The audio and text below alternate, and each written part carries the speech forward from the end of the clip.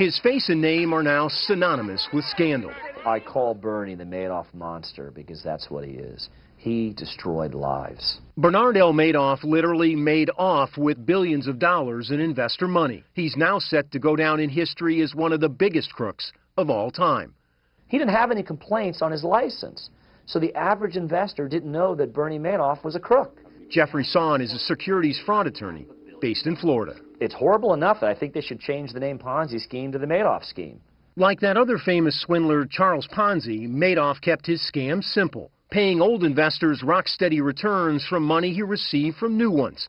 It worked like a charm until fresh funds dried up last fall, the recession ripping the bottom right out of his fraud. In a packed courtroom, he pled guilty to all 11 counts of fraud, money laundering, and other federal charges.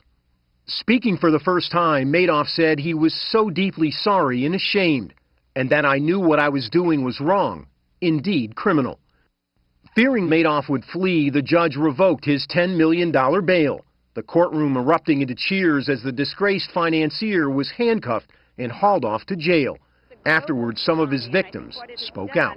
It has destroyed a whole generation of investors. The things that matter, I have. And he can't take them away. But in many ways, Bernie Madoff is no longer just the face of fraud. In reality, he's become the poster child for Wall Street's unmitigated greed, the subprime mortgage mess, the entire market meltdown, exposing flaws in a system in desperate need of repair.